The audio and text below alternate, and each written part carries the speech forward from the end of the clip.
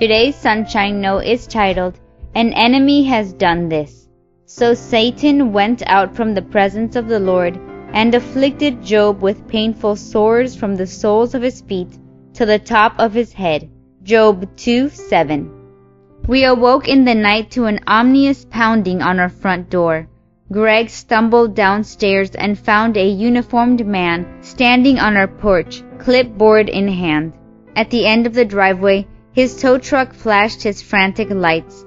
"I'm here to impound your car, sir," the man said. "You haven't made a payment in more than a year. You should have paid your bills." We were speechless. We'd never missed a payment, and furthermore, we hadn't even owned our car for a full year. The man checked his papers again and checked our address. Sure enough, he had the right house. "I have to take your car. I'm sorry," he apologized. It was only when we checked the make and model of our car that he realized he had the wrong people. Apparently, the car he'd come for belonged to the people who had lived in the house just before us. He made a note on his clipboard, and we returned to status of people who do, in fact, pay their bills.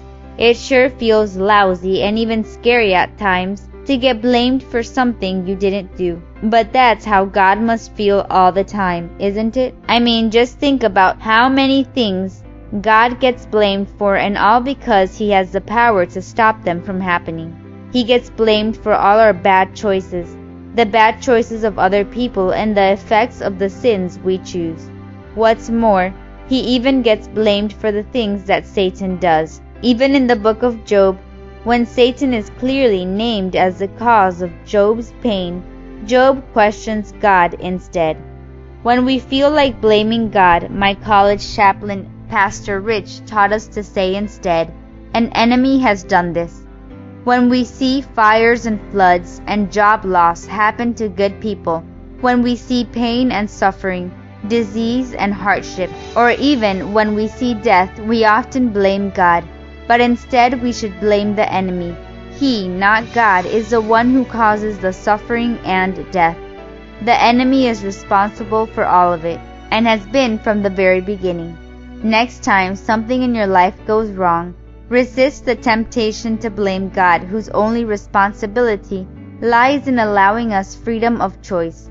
The rest of the blame falls on our poor choices, the poor choices of others, and on the enemy. So put the blame where the blame belongs. Instead of accusing God for the wrong, learn to say, "An enemy has done this." May God bless you today.